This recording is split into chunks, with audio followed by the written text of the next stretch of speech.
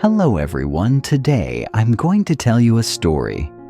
A story that honestly gave me chills when I heard it again. It all started on a rainy afternoon right outside the hospital gate. Hoai Ca, exhausted from pregnancy and from taking care of Grandma Bay, just wanted to go home as fast as possible. But the moment she stepped out the door, she accidentally bumped into a stranger. A simple little collision. But the second he opened his mouth to apologize, that voice made Hoai Ca freeze in place. She didn't know why it was so familiar. It sent a cold shiver down her spine. She didn't know his name, and he had no idea who she was. But guys, just a few minutes after that encounter, the man stood silently in the rain and said something that if Hoai Ca had heard, it would have changed her entire life on the spot. "Daughter, I'm sorry." And that moment was the beginning of the biggest secret in Hoai Ca's life. If you haven't subscribed yet, make sure to hit that button so you don't miss the next episode. The drizzle had just begun tapping lightly against the tiles near the hospital entrance. The cold fluorescent lights stretched across the ground, turning everything into a washed-out blur. Hoai Ca stepped out of the intensive care unit with a stack of medical papers pressed tightly to her chest. After a night of watching Grandma Bay fight for her life, her body only wanted rest, but her mind kept spiraling with thoughts she couldn't slow down. A sudden gust of wind swept through the walkway. A dry leaf shot past her, and she instinctively shielded her belly. In doing so, she didn't notice the middle-aged man hurrying toward her from the opposite direction. A sharp thud. They collided harder than either expected. Hoai Ca staggered back, nearly slipping, until the man caught her arm just in time. "Oh, I'm so sorry, I wasn't watching where I was going." His voice was low, warm, slightly breathless. Hoai Ca looked up, and everything inside her paused. The voice wasn't familiar in the ordinary sense. It struck her deeper, like something buried long ago, something she didn't even remember missing. The man looked to be in his early 50s, tall, thin, with silver-streaked hair and tired eyes that seemed to carry years of winter behind them. A hospital wristband still clung to his wrist. He met her gaze, and something in his expression shifted. It wasn't embarrassment anymore. It was recognition. Painful recognition. Her hand still resting in his made him flinch. He quickly let go as if afraid he'd crossed a line. "Did I hurt you?" "I'm really sorry. I'm just in a rush." And he stopped mid-sentence, hearing the tremor in his own voice. The wind scattered the papers from Hoai Ca's folder. She knelt to catch them, and the man immediately bent down as well. Their fingers brushed the same sheet, a touch so light it should have meant nothing yet. Both froze, as if it pulled on something deep inside them. He picked up the paper and hesitated. "Your name is Hoai Ca." She blinked. "Yes, do you know me?" He stiffened for half a heartbeat, then forced a polite smile. "No, I just thought the name was beautiful." Her lips curved into a shy smile, though her hands trembled. Something about the way he looked at her. It wasn't the gaze of a stranger. It felt like the gaze of someone who had lost something precious long ago. The rain thickened. The wind turned colder. "You can go ahead, I don't want you slipping," she said gently. He stepped aside. "Pregnant women should be careful in this weather," he replied. She stared at him. "How did you know I was pregnant?" The man faltered again just for a second. Then he forced a faint, shaky smile. "A father can always tell." The sentence hit her harder than it should have. A stranger shouldn't speak like that. Yet something in her chest tightened, not in fear, but in familiarity. 100 questions rose in her throat, but none made it past her lips. He looked at her one last time, his eyes softening with something heavy, almost aching, like 20 years of unspoken regret pressed behind them. Then he turned away, shoulders stiff, steps slow, as if walking away from her required more strength than he had. Hoai Ca watched him vanish into the rain. Her heartbeat refused to settle. She didn't know his name. She didn't know why he looked at her that way, but somewhere deep inside her, a quiet, undeniable truth stirred. That wasn't just a random encounter. It was the first point of contact. Between two people bound by blood, people fate had kept apart far too long. Hoai Ca returned to Grandma Bay's room with her mind still spinning. She sat down beside the bed, her hands trembling slightly, not from fear, but from whatever that strange encounter outside had stirred inside her. For some reason, the man's face kept replaying in her head. His eyes, his voice, even the way he breathed. What's wrong, child? Grandma Bay's voice was weak, barely above a whisper. I'm fine, Hoai Ca answered quickly, though she couldn't bring herself to look up. You're not. Something happened, your face is pale. Hoai Ca hesitated. The man's last words echoed in her mind. A father can always tell. Grandma Bay gave her a faint smile. You ran into someone out there. Hoai Ca froze. It was nothing. Just a man bumping into me. But you haven't stopped thinking about it. She nodded slowly. It's strange. He felt familiar. Not his face, I've never seen him, but his voice, his eyes. It's like something from a place I can't remember. Grandma Bay watched her carefully, the kind of look that came from someone who knew far more than she ever said. You're thinking about your father, aren't you? Hoai Ca's fingers tightened around the blanket. I don't have a father. I never did. You do, Grandma Bay said softly. You just don't know the truth. The words hit Hoai Ca so hard, she lifted her head immediately. But at that exact moment, the doctor walked in to check on Grandma Bay. While the doctor took vitals and adjusted monitors, Hoai Ca sat on the opposite chair, staring out the window. Rain streaked down the glass, but all she could see was the man's expression, the strange mix of warmth and pain. Hoai Ca. She jumped when the doctor called her name. Yes, you look exhausted. Stress isn't good for the baby. Try to rest. I know, she murmured. When the doctor left, the room sank back into its quiet rhythm. Hoai Ca pulled the blanket up around Grandma Bay's shoulders, but the old woman gently held her wrist. Child, sometimes you meet someone only once and still feel they're tied to your life. That's never an accident. Hoai Ca swallowed. But I don't have a father.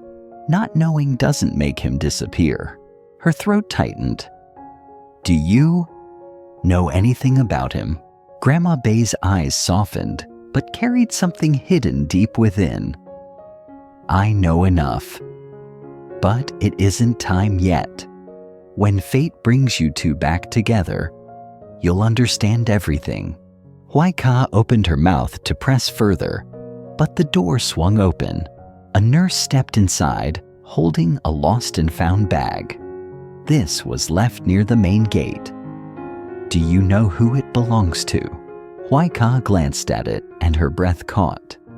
It looked exactly like the bag the man had been carrying when he helped her pick up the papers. Her eyes drifted to the medical ID card attached to the side. The wind from the hallway flipped it over. Patient name Tran Quang Vu, 52. Hoai Ca's heart lurched violently. She didn't know why, but the name chilled her to the bone. Before she could touch the card, the nurse took it back to return it to administration. But the uneasy feeling inside Hoai Ca only grew sharper. A father can always tell. What if no? She shook the thought away as fast as it came. It wasn't possible. It couldn't be. She leaned against the wall, cradling her stomach, as the baby fluttered gently, almost responding to her emotions. Ka, Grandma Bay whispered. If you see him again, don't turn away. Coincidence is rarely just coincidence. Hoai Ca looked toward the doorway. The rain had stopped, but the sky was still heavy and gray. Inside her chest, something else had started gathering, a storm she couldn't ignore anymore. The hospital room was unusually quiet that evening. Hoai Ca had gone home early because her pregnancy was unstable, and Hung had stepped out to pick up the test results. Only Grandma Bay remained resting against her pillow, with her eyes half closed, her breathing steady, but tired. A soft knock broke the silence. Not the firm knock of a stranger, a hesitant one, like someone unsure if they had the right to enter.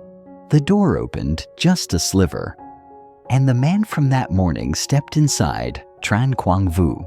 He moved slowly, almost cautiously, as though any sudden noise might cause the fragile moment to shatter. Do you still remember me? He asked, voice trembling. Grandma Bay opened her eyes. For a brief second, shock flashed across her face.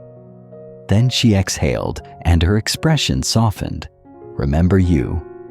Of course, Vu. How could I ever forget? He sat in the chair beside her bed, his hands clasped tightly, Knuckles' pale eyes fixed on the floor, unable to look at her. I saw her today. His voice cracked. Hoai Ca, she asked quietly. He nodded. It happened by accident. At the gate. I didn't know it was her. He swallowed hard, struggling to speak. Grandma Bay let out a long, weary sigh. That's how fate works, Vu. Kids don't know anything, but the heavens always do. He pressed his lips together until they trembled. She looked so much like her mother.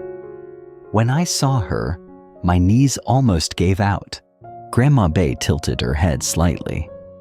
So, why didn't you tell her the truth? Vu dragged a hand down his face, his voice raw. How could I? What right do I have? I wasn't there when she was born. I didn't stay when her mother needed me most. I wasn't around for her birthdays, her milestones.